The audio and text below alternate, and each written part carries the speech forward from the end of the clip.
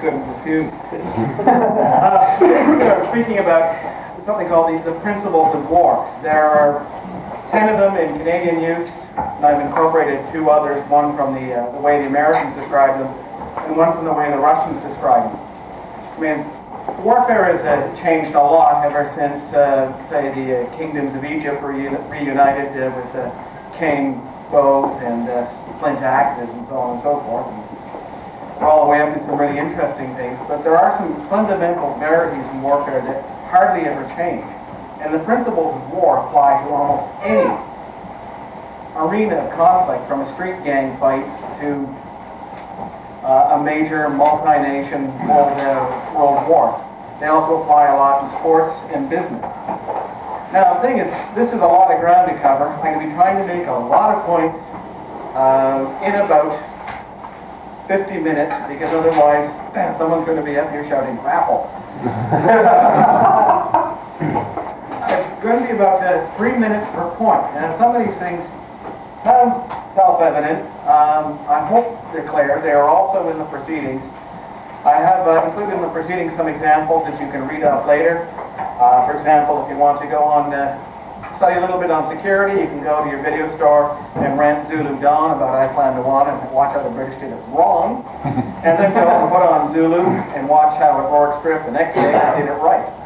A few other things as well. Because I have to go rapidly, if you can hold off on the questions, even if you're not quite clear on something, and I'll try and leave some time at the end, and then we'll clear the questions discussion point up before the raffle mania starts. Just one general point on questions. My own personal philosophy is the only stupid question is the one that is not asked. Don't be afraid to ask something unless it's really personal and insulting, in which case I won't answer. And I'll try and see if I can make it clear. Okay, the first principle is selection and maintenance of the aim. In other words, decide on your course of action and stick to it. If you're a leader, decide on your course of action. Make sure your subordinates understand it. Subordinate leaders understand what the leader wants. Decide on your own part of the aim in that particular action, and tell your subordinates that. So all the way down, from the top to the very bottom, everybody knows what is expected. What is the plan? You decided in your field battle you're going to do a right flanking. All the way down to the aim, someone on your shield wall knows, okay, what we're going to try and do is punch through these guys. That's the plan, and sweep around behind them. When you've decided on the aim, you don't change it. You stick with it. This is the general way. First of all, when you've established your aim and start preparing for it, you've invested 3 priceless things in your preparations: time, resources, and effort. And if you change your mind and start dithering, you've sacrificed all 3 of them, and at the same time, you've thrown confusion throughout your entire force. A couple of quick examples of the way this principle operates best. American Civil War, Grant closing in on Vicksburg.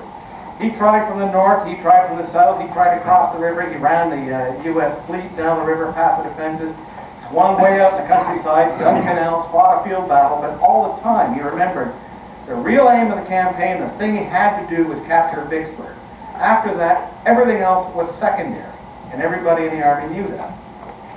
On the other hand, there have been some real choice disasters. Rent the film Midway and watch poor Admiral Nagumo going, do I attack the island or attack the American fleet? Attack the island, attack the American fleet.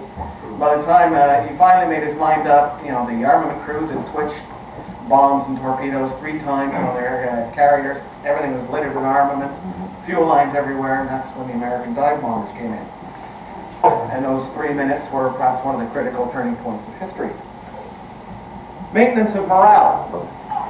The military ethos is a very unusual one, and I'm sure you're aware of it. It relies on reciprocal ties of respect, trust, and loyalty, both vertically between leaders and their subordinates. Remember, these things flow both ways, and laterally between peers. Strong ties increase unit cohesion. They make it far more likely that people are going to be willing to put out for the leader, they're going to trust the leader.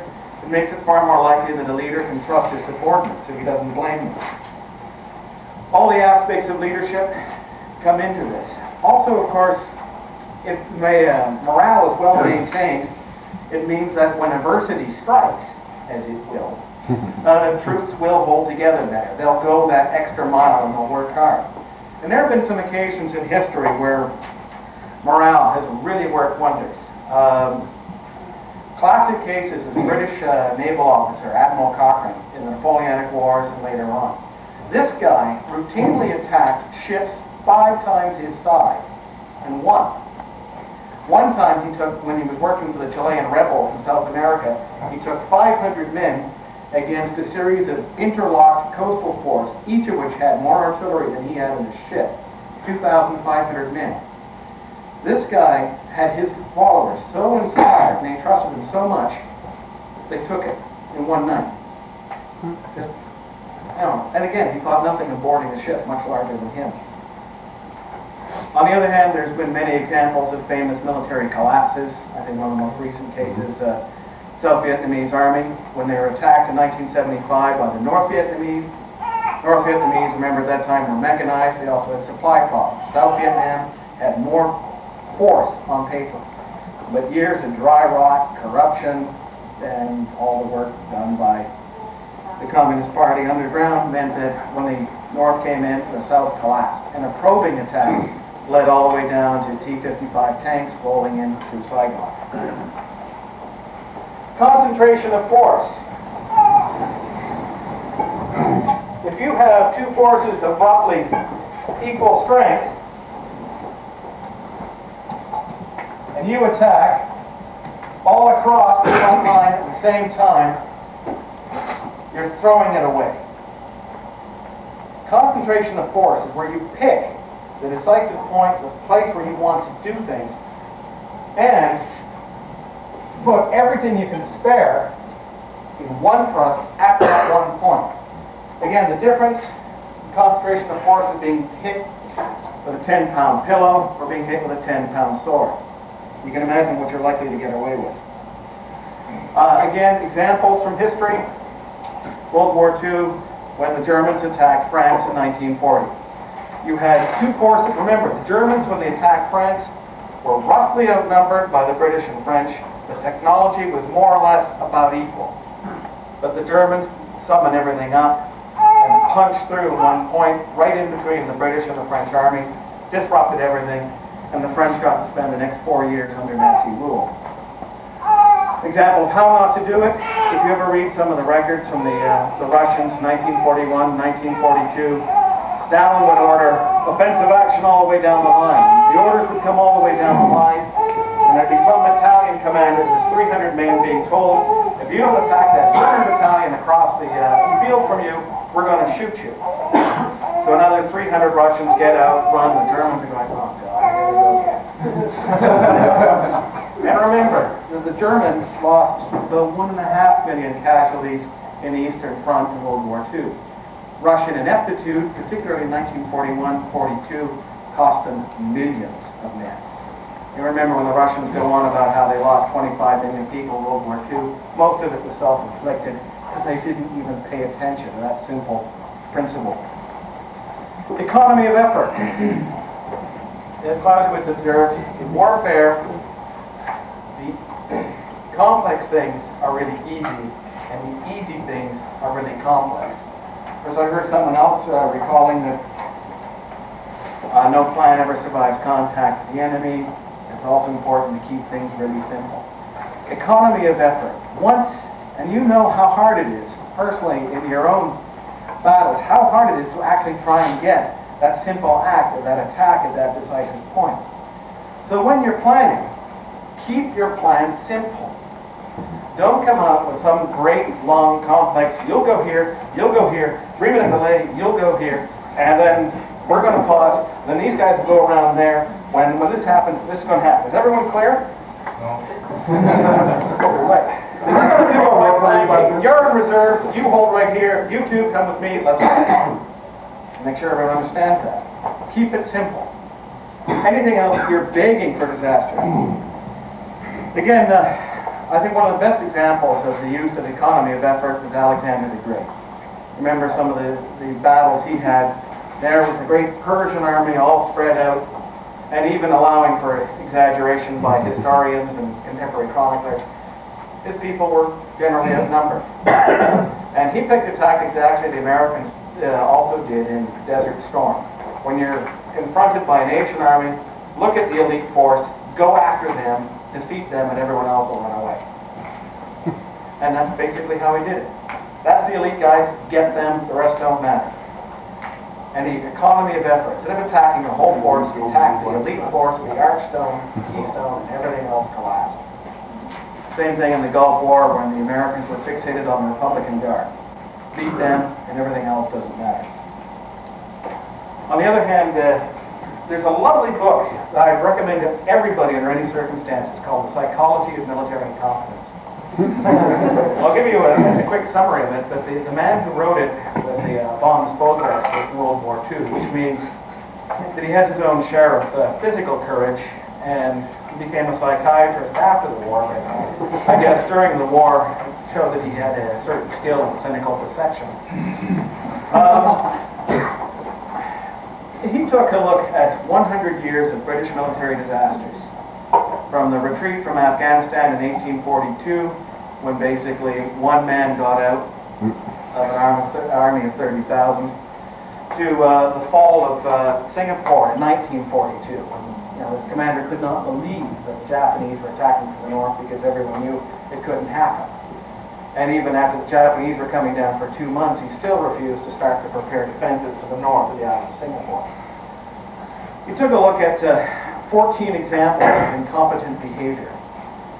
It's a great book, because actually you should go on and read it. It points out how these 14 examples of incompetent behavior are normally associated with anal retentive type personalities, which are attracted to hierarchical organizations because conformity is rewarded. And right away, that'll to any civil service structure, any police force, or any peacetime military. Again, I've noticed in my own time in the Canadian military that the people who tended to hang on to general were not the good ones. The really good ones usually got fed up sometime just before they got or around the time of their promotion to colonelcy and left. You only get the good guys coming out in wartime when conformity is not rewarded anymore. But anyway, I'm digressing.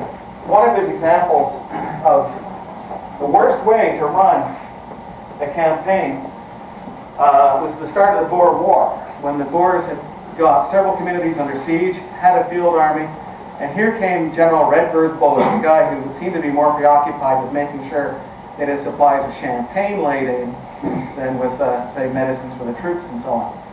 Remember, this guy won the Victoria Cross, and here's the difference. I mean, he had a share of physical courage, but leadership also demands moral courage, and he didn't have that.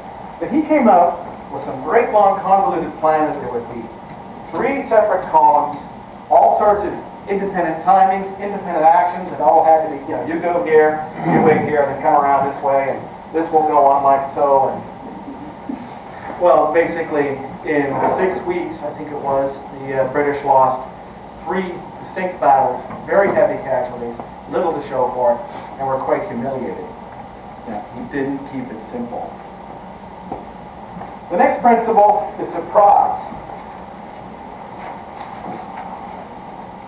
Surprise has the effect of being what they call a force multiplier. Surprise is psychological shock. Only, where did all that come from? How did they do that? If you really work it right, in surprise, you can completely disable the thinking functions of your opponent for a while. I mean, in military staff terms, at the strategic level, it might say take Marshal Stalin 3 weeks to figure out that the Germans betrayed him and actually crossed the Russian border. And it was time to do something about it. On the individual level, sometimes he can win you that 1 split second you need to make sure you drop the other guy down. Surprise has a number of functions. It's surprise when you're moving formations around. If the other guys are surprised, they won't be able to react in time. And you'll always have the timing, the disposition, and everything else you want your way. You can make your forces more effective for a while. I guess the best examples of surprise and not surprising come out of the same army in the same war. The First World War. Remember Vimy Ridge, where basically We, Canadian Corps, concealed all our preparations, didn't advertise that we were coming, and suddenly, slam, we captured in one morning a ridge line that cost about 100,000 French lives 2 years before, and the British had dropped off after losing about 50,000 people on it. We took it for 5,000 people in one morning. Cambrai, the first time tanks were used, the British again laid in a careful surprise and completely crunched through the German lines. They were running towards the green fields beyond. Unfortunately, the Germans also counterattacked where they unveiled their new surprise weapon, which was sort of storm troops, a new attitude towards infantry, which coincidentally they learned a little bit from the way the Canadians handled themselves in Cambrai. There was also the British success at Messines Ridge, where they spent a year digging underneath the German defenses, laid in huge multi-ton charges of explosive, set them all off, and crossed. It's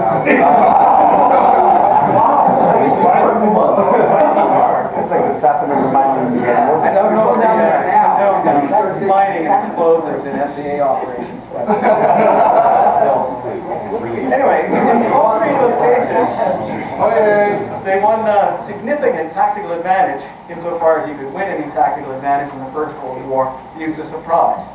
In other words, they captured a few hundred yards without losing tens of thousands or hundreds of thousands of people, and completely disabled the Germans.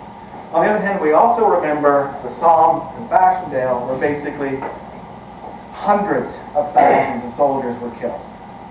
And in the Somme, there was no surprise. The Germans could see everything coming up weeks ahead of time, and then you start out with this huge, massive bombardment that goes on for about 3 weeks. And by the time they finally got out of the trenches and started running across, everybody in the world knew that they were going to be coming. There was no surprise. And that's the advantage. You can take a few hundred yards in World War I, 5,000 casualties with surprise, or you can take a few hundred yards without surprise and lose 200,000 men. That's the difference. Flexibility. Again, no plan survives contact without the enemy.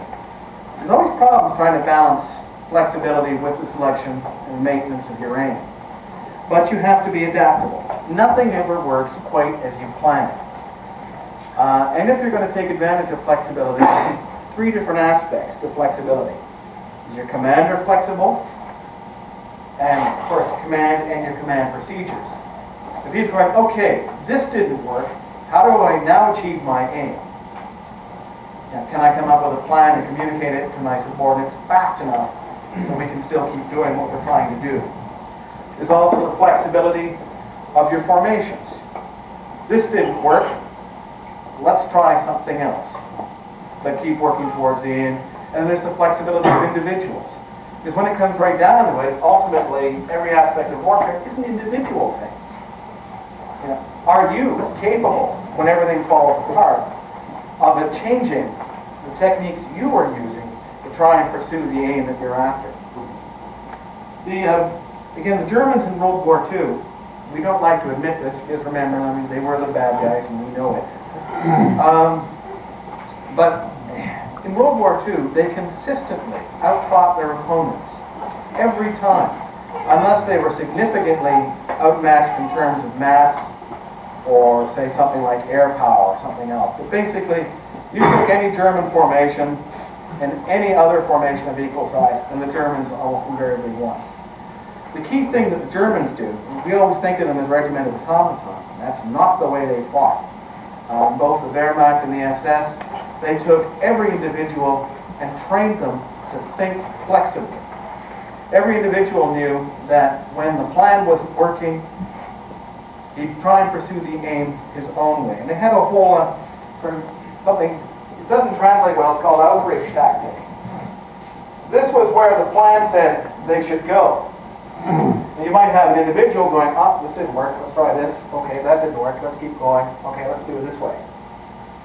And everybody working apart, when things didn't work quite the way they went, they still achieved the same effect. They still went through, did the same sort of thing. That's what Blitzkrieg was about. It wasn't about tanks and aircraft. It was about individuals going, okay, well, let's be flexible in pursuit of the aim.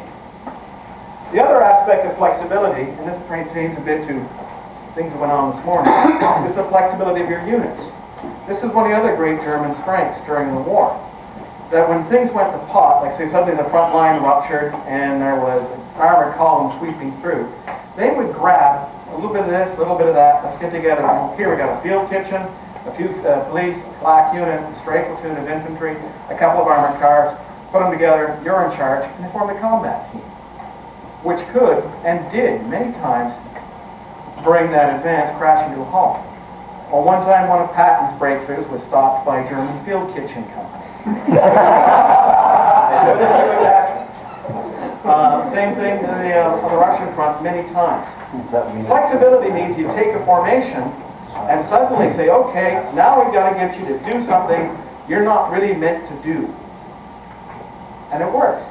If you train people to think flexibly, if you train them to all think, I belong part of this organization, this is the job I do, and when suddenly things aren't working, they're sitting there waiting for orders, they're not working, they're not doing anything, and they're just waiting to become targets.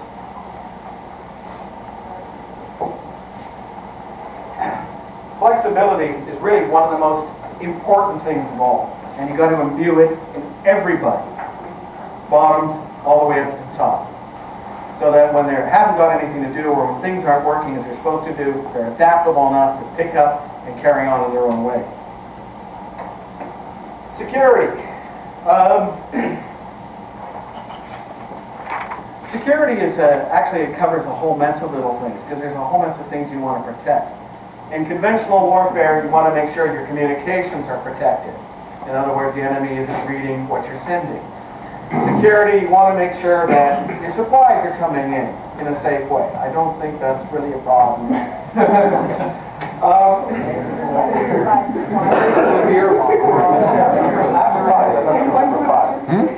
also want to protect your material, however your material works.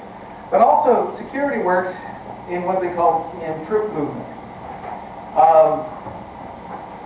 Many times it's happened in the past that a unit has been moving and they're not ready to fight. I mean, you're all marching along in column and suddenly someone slams into your flank and you're just not ready.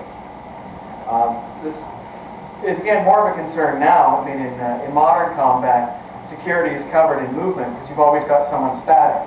Now, if you're moving two platoons, one holds on watch, and well, the other one goes past them. Or tanks, armored vehicles will go in bounds. One holding, watching, and guns swiveling. The other one bounds on to the next piece of cover, where it holds still. I'm not sure how things would work with you, but I think you probably had experiences if you're all running along and someone else slams into you from an unexpected direction that you're in trouble.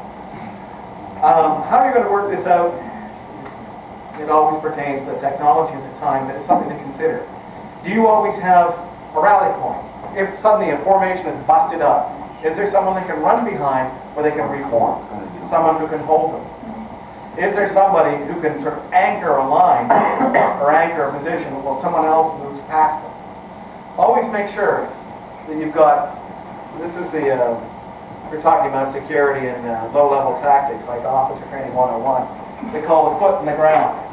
You always got one foot on the ground, so you haven't got both in motion. You always stop at some point and start fighting. Again, some examples of security. I mentioned the two films, Zulu Dawn and Zulu. Remember, British at San Luana, they didn't put out any reconnaissance. They didn't fortify their camp. They didn't open up their ammunition boxes. And worst of all, they refused to take the Zulus seriously. Yeah, these are just guys with spears and shields. What problem can they cause?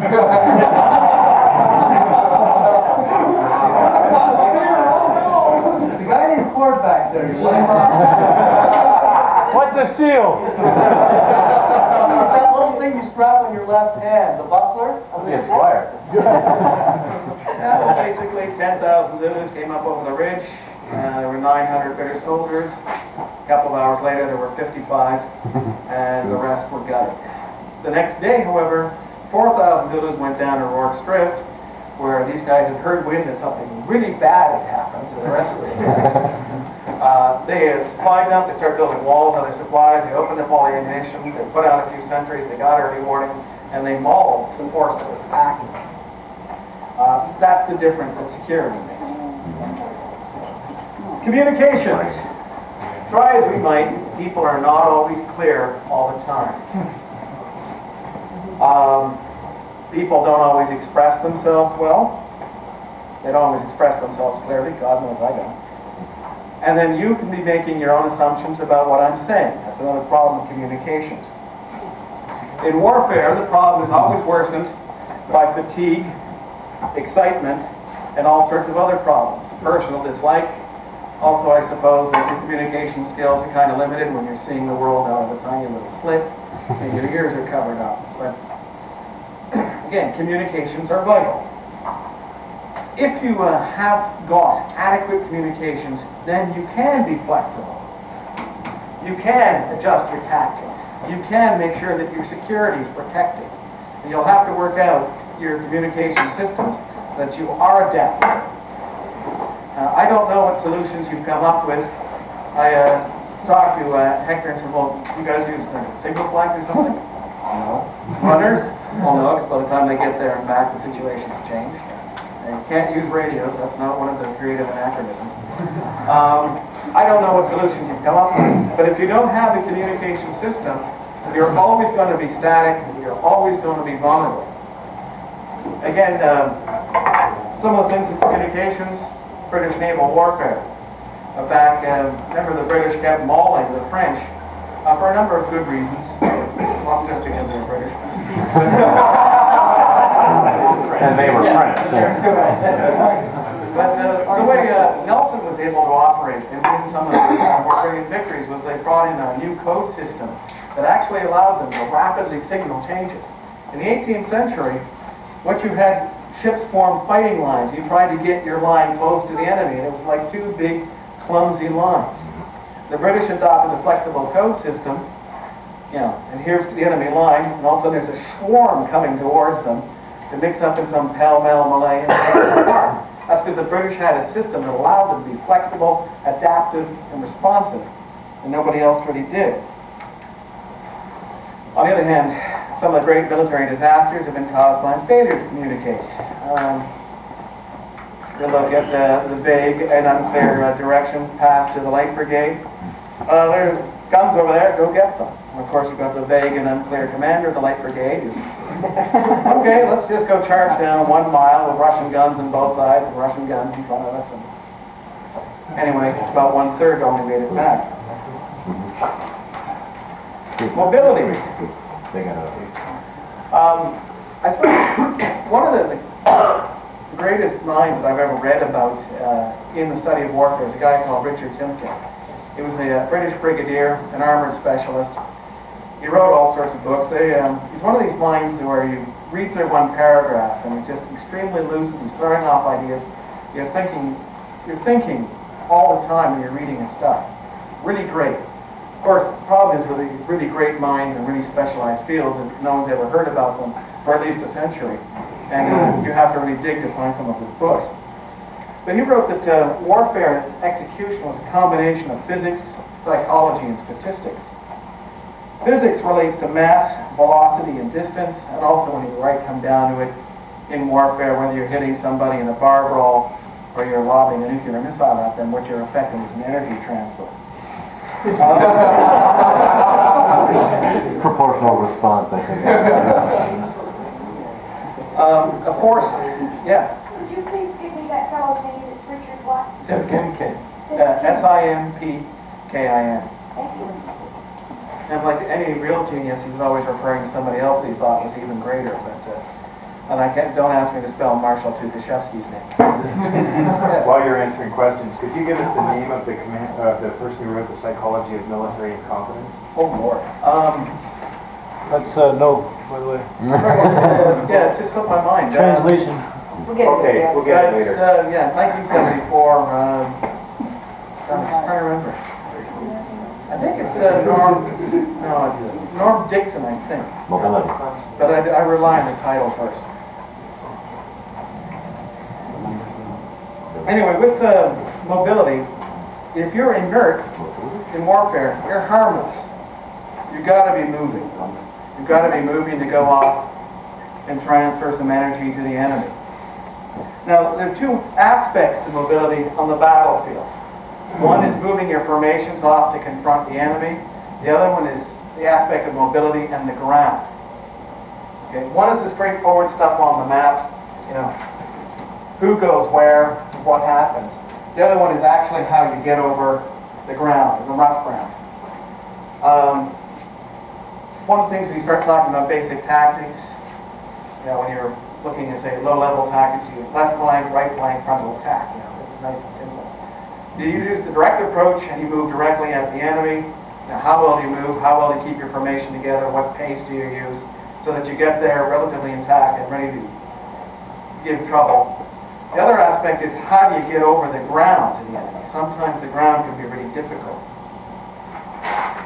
Indirect approach, direct approach, you're going right after the enemy. The indirect approach, instead of being challenged by the enemy at the end of the move, your move is challenging you, and then you get into areas where the enemy is not expecting you. Two best examples of this. One of the things that Simpkin once did was he charted off in history what were the great examples of great rapid advances. Who has managed to move the fastest over ground in order to really disaccommodate the enemy. And the speed record he found was by General Allenby, who was commanding British forces in the Middle East in the First World War. Remember the guy who captured Jerusalem in 1917 and tore the Turks apart. His rate of advance was only rivaled by the 18th Airborne Corps in Desert Storm, which basically did the same thing. Which is, instead of going direct up to the enemy and butting heads against him, they disengaged, went through rough territory where nobody could ever go through. I mean, you couldn't move a modern army that distance that fast across the desert. Everybody knows that. And of course, that's exactly what 18 Corps did, that's exactly what Allenby did, and came right up behind the Turks and schmucked them. And actually with crushing defeat. He managed to, his challenge was not the enemy, it was the ground. And after that, the enemy was really easy. Another example, though, of a bad example of mobility is the Russians again. They're really clumsy when it comes right down. And their attack on Finland in 1939-1940. And some of you may have heard about this. There was a battle, I do not pronounce anything in Finn, but Summa Salini. Basically what you had was two great big Russian divisions. Lots of guns, lots of tanks, lots of troops. And one little thin tiny road going through the pine trees, the marsh and everything else. And winter came in, deep snow, sub-zero weather. They couldn't get supplies up. They couldn't deploy off the road. And eventually what happened was they couldn't go forward, they couldn't go back, they couldn't deploy, they couldn't resupply. And the Finns came along with ski troopers and basically cut them. You know, broke the column here, broke the column here, broke the column here. It was one of the most one-sided crushing defeats in modern combat. The Finns were mobile. They could operate. The Russians, who technically had a much greater mass and much greater military strength, were completely inert and helpless. Offensive action. I think this was stressed somewhat this morning. I guess battle is sort of like dancing. A lot depends on who leads. The key word in offensive action is initiative. Who's got it? If you have the initiative, you're leading things and the enemy is responding to what you were doing. If he has the initiative, you're responding to what he's doing. And whoever has the initiative is setting the ground rules for what's going on. And the way you get an initiative is by taking it. You start moving, you start attacking, and you make the enemy react to you before he does it, and you have to dance to his tune. The way to get it is to attack, and to begin to attack first and keep on attacking. If, however, you're outmassed and you have to go on the defensive, you can still think offensively. And thinking offensively means you take every opportunity to attack. And just as was stressed this morning, when you're on the shield wall, don't cower, kick when you can. If there's an enemy formation rumbling down towards you, and it looks like it's going to really be bad, why let them attack according to their own plan? Send out a detachment and in there to do a counterattack, not when they've breached your line, but to break up the formation before they attack. always think offensively, even when you're on the defensive. This is another one of these paradoxes. Warfare is full of them. With missile combat, the defense is the strongest form of the attack, but you can't win unless you attack. However, I don't think you have to worry about missile combat all that much just yet. So, okay. Again, one of the best examples of offensive action, American Civil War. You had McClellan, the young little Napoleon, who's supposed to be the great expert, who was piling up a huge, massive American force on the peninsula, at the base of which was the rebel capital of Richmond. And way up to the west in the Shenandoah Valley, you had Stonewall Jackson. McClellan was calling constantly for reinforcements. Remember, the Confederates were quite badly outnumbered at that time. Lee told Jackson, get out there and raise some trouble. Jackson attacked with his force of 18,000 men. He defeated 70,000 Union troops in 3 different armies. Marching back and forth, hitting one, moving off, going off, hitting another one, coming back, stopping someone else, all the time. And his offensive defense got the Union into a panic. It diverted reinforcements that could have been coming from McClellan. Also said, put the Union soldiers in a state of psychological disadvantage, that somehow they're Stonewall Jackson, these Confederates are hard to beat, they're much greater or more dangerous than we are. In contrast to this, again, you've got in World War II, the phony war in 1939-1940, when the British were reluctant to, and French were actually reluctant to send bombers against Germany because they might hurt someone. Just waiting and waiting and waiting, and they completely, remember, they outnumbered the Germans at the beginning of the war. And by 1940, they'd waited so long that the Germans took everything in hand and ran things their way. The Germans attacked, the Allies didn't. Now, those are the principles that belong to the Canadians, but there are a couple of other ones in other countries. So I'm pulling up the American one of unity of command. A lot of times in military history, you've seen examples where not everybody's operating the same songbook.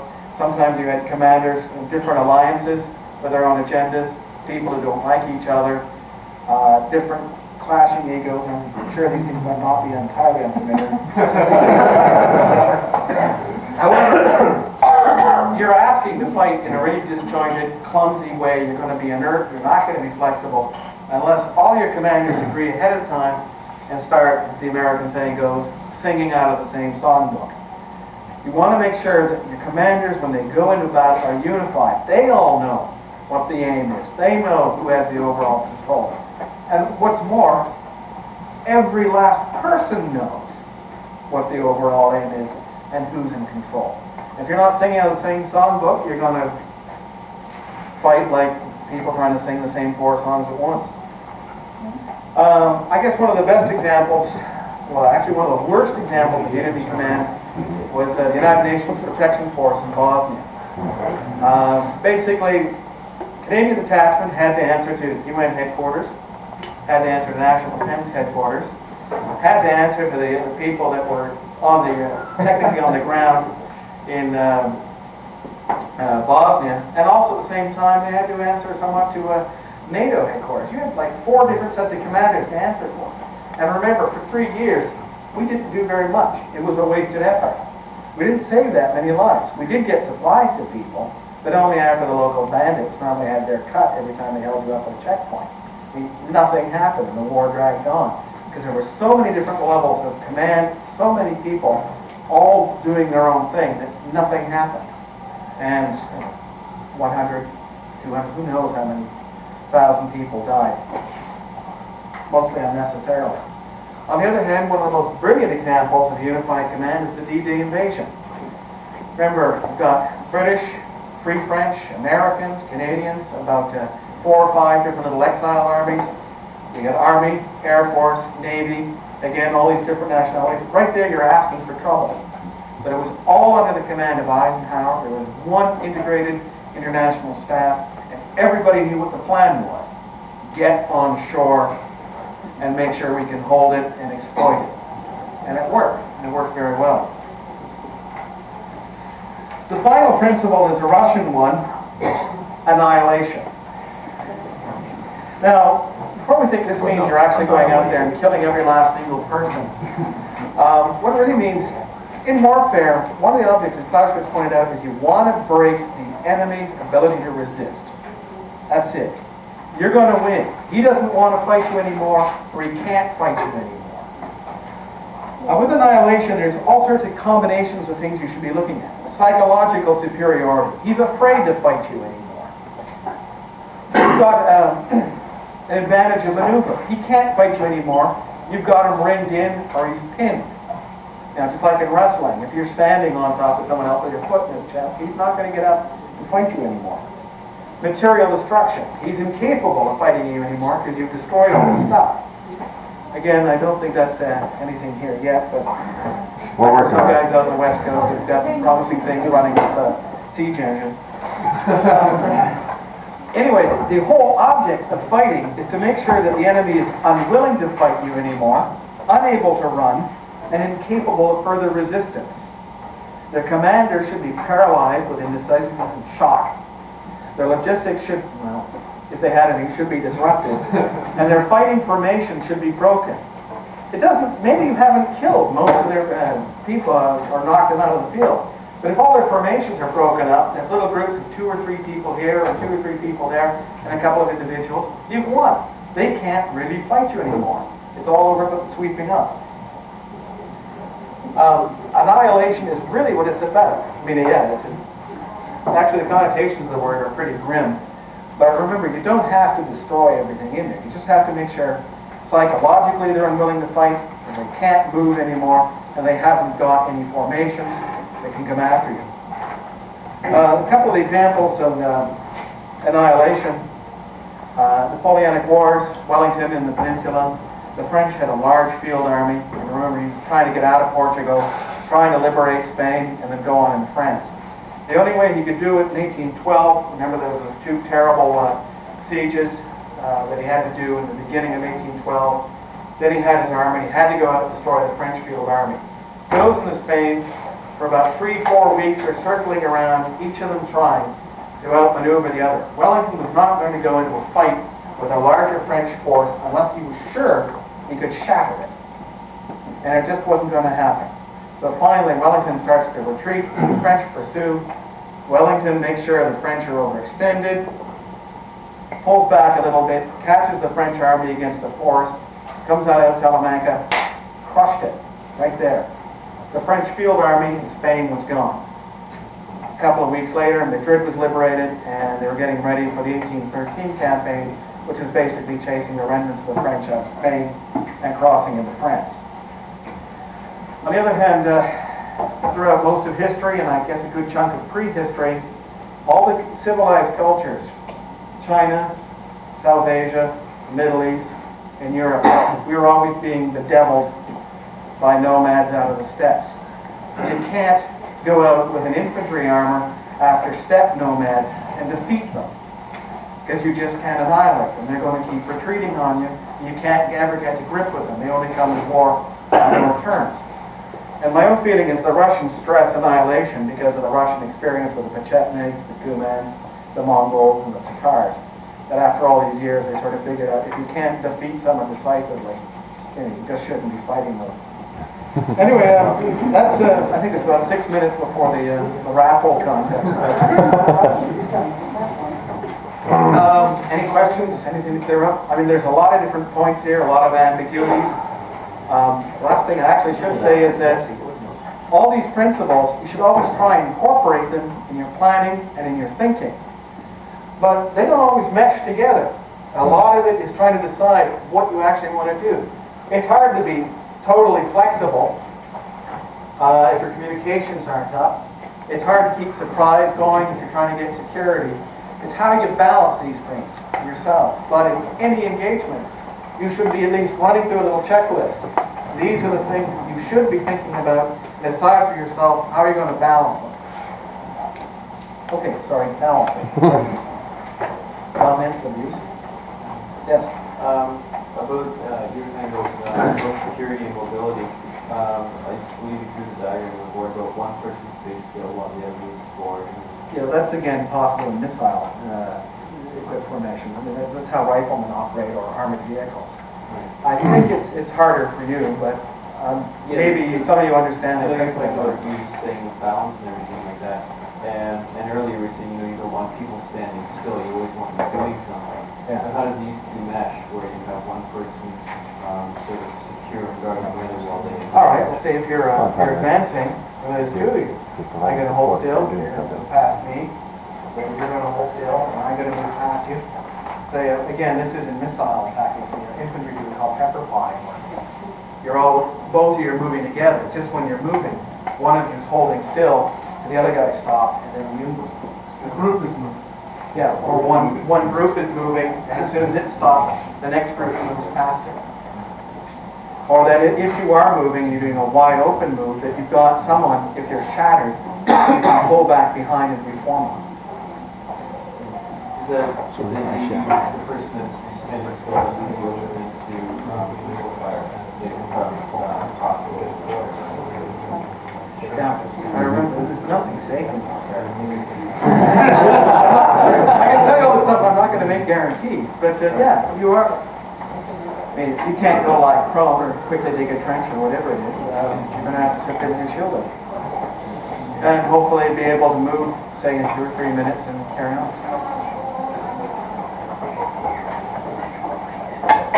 Shoppers are back. Anything else? How does this tragedy relate to shopping? Yes. I was just wondering if you might want to make any kind of commentary on using this checklist of Keep putting it alive. points to the kind of fighting that you do, whether tactically or strategically. I'd just like to see what your view is a bit on comparing and contrasting. Well, again, I mean, you've got some problems. I mean, you haven't got it's not missile combat. It's all shock weapons, so you have to be quite close. You have actually got problems with communications. That's going to happen. You haven't got a whole lot of options for mobility other than your own 2 feet. Let's just say that, for example, in a woods battle, if you want to go through thick brush, and then instead of taking the easy route, take a hard one, that's about all you can do. You can't horses or wagons, let alone helicopters or armored personnel carriers. Unless somebody is trying to recreate Leonardo da Vinci all by themselves. We've often suspected that they're using armored personnel carriers. The offensive action is constant. Security would be a constant for you. Unity of command would be a constant. I understand your field battles. I mean, the end result is annihilation. Surprise. Again, it's hard to do it in a static battle. You know, unless like you're keeping your... We do skip a lot. Keeping spears out of sight. That kind of stuff, but just movement of units is surprising a lot. Concentration of effort, force and economy of effort are constants. I mean, if there's 20 of you and 20 of them, do you want to attack evenly or do you want to try and punch through at one point? Maintenance of morale is a constant. Napoleon's, I think, morale was 9/10 of everything anyway. And selection of mates of the aim is again vital. Otherwise, you're all dithering about and instating the future. Wow, you know this. Okay, I guess that's it. You don't know. Thank you very much.